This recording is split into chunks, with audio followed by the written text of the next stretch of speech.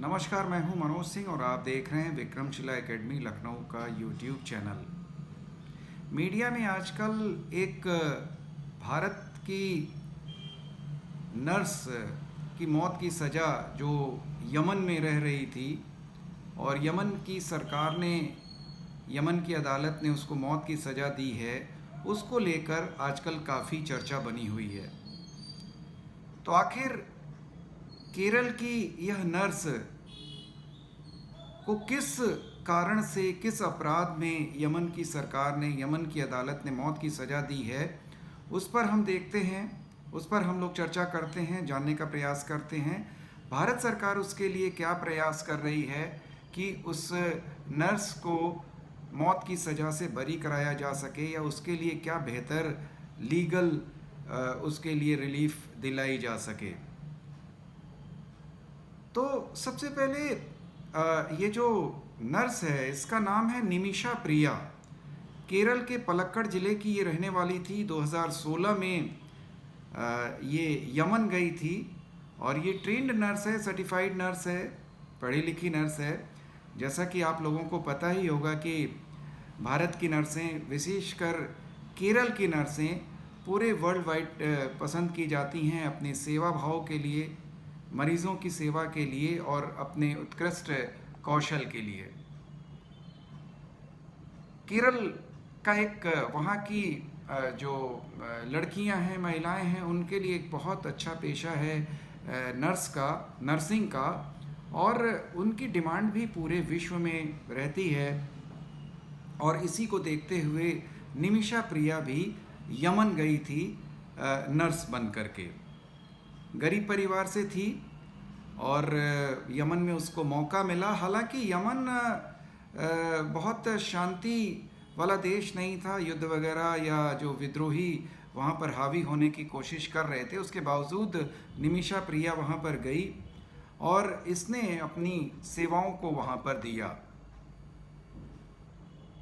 इसी बीच जैसा कि हर व्यक्ति के अंदर प्रगति की इच्छा होती है, आगे बढ़ने की इच्छा होती है, निमिषा प्रिया और उसके पति ने भी सोचा कि क्यों ना हम हेल्थ सर्विसेज में और बेहतर काम करें यमन में।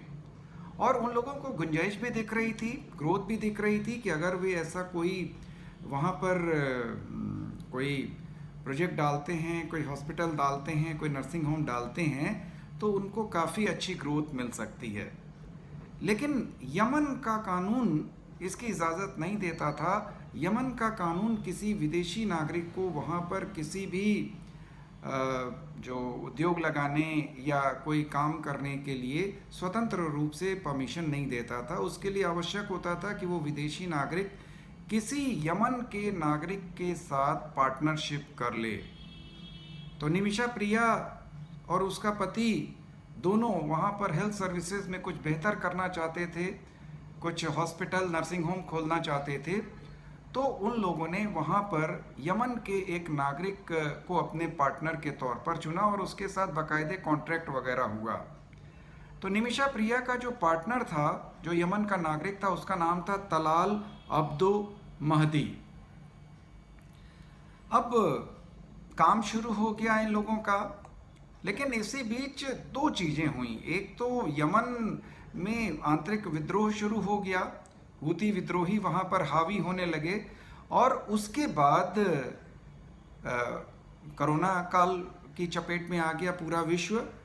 तो काफ़ी डिस्टर्ब हो गया इन लोगों का मामला। और इस बीच जो निमिषा प्रिया का जो पार्टनर था तलाल, उसने इन लोगों के पासपोर्ट और अन्य ज़रूरी कागजात अपने कब्ज़े में ले लिए थे और बाकायदे इन लोगों को वो ब्लैकमेल कर रहा था और उसका इरादा इन लोगों से ज़्यादा पैसे ऐंठने का था। ऐसा नहीं है कि निमिषा प्रिया ने उससे बचने की कोशिश नहीं की या लीगल हेल्प लेने की कोशिश नहीं की। यमन की पुलिस, यमन की अदालत में इसने अपनी अर्जी नहीं लगाई, लेकिन चूंकि वहाँ पर आंतरिक विद्रोह की स्थिति पैदा हो चुकी थी और इसलिए निमिषा प्रिया के इस मामले की सुनवाई वहाँ पर नहीं हो पाई। निमिषा प्रिया परेशान हो गई और वो किसी भी कीमत पर अब इन दुश्वारियों से मुक्ति पाना चाहती थी और वापस भारत आना चाहती थी। लेकिन भारत आने के लिए जो पासपोर्ट था या अन्य जो जरूरी उसके पहचान संबंधी कागजात थे, वो उसके पार्टनर तलाल ने अपने कब्जे में ले रखे थे और वो उनको दे नहीं रहा था। अंततः मजबूर होकर के निमिषा प्रिया को गलत रास्ता चुनना पड़ा। चूंकि सर्टिफाइड नर्स थी, दवाओं के बारे में उसको भली प्रकार से जानकारी थी, तो उसने एक दिन अपने पार्टनर तलाल अब्दो मेहदी को एक बेहोशी का इंजेक्शन दिया। उसका इरादा ये था कि जब तलाल अब्दो बेहोश हो जाएगा तो वो अपने पासपोर्ट और अन्य ज़रूरी कागजात अपने नियंत्रण में ले करके वो यमन छोड़ करके अपने देश, अपने वतन भारत आ जाएगी।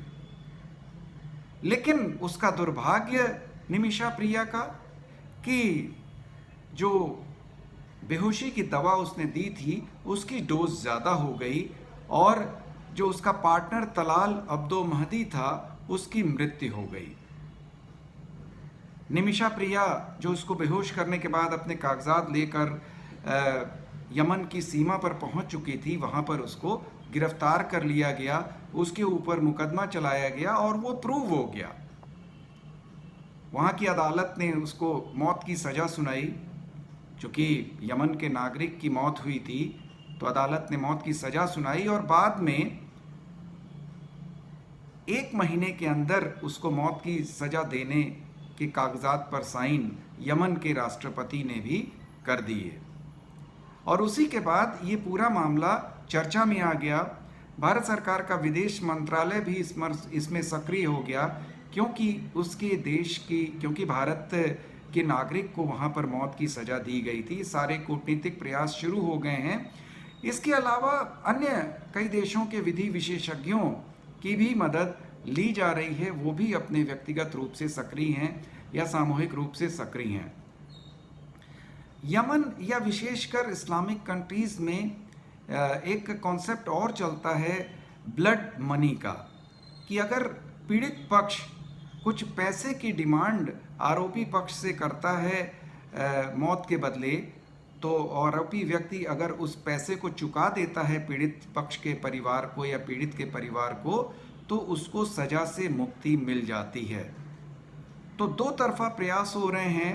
क्राउड फंडिंग के माध्यम से तलाल के परिवार को उनकी मांगी गई रकम देने के लिए क्राउड फंडिंग से पैसा जुटाना शुरू कर दिया है।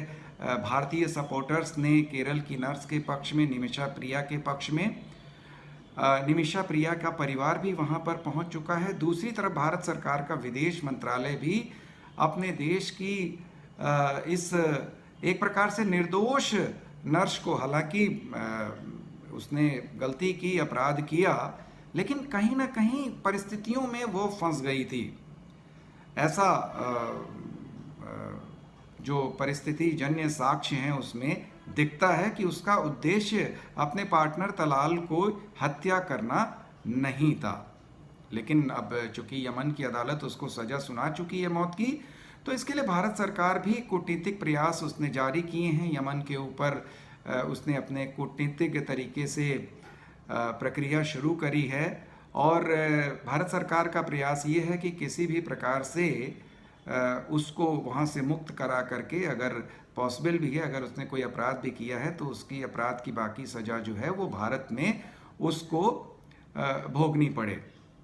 तो अब भारत सरकार कहाँ तक सफल हो पाती है ये अभी आगे दिखेगा।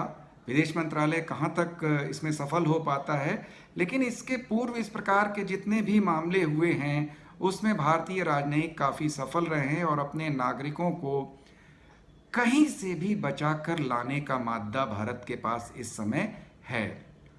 इसके अलावा भारत के लोग भी क्राउड फंडिंग के माध्यम से ब्लड मनी तलाल के परिवार को दे करके इस भारतीय नर्स को, निमिषा प्रिया को बचाने की कोशिश कर रहे हैं। तो ये था भारतीय नर्स की मौत की सज़ा जो यमन में सुनाई गई है, उसके बारे में पूरा जो प्रकरण था उसके बारे में। तो आज के वीडियो में बस इतना ही। अगले वीडियो में हम लोग फिर से किसी नए मुद्दे पर चर्चा करेंगे। नमस्कार, जय हिंद, जय भारत।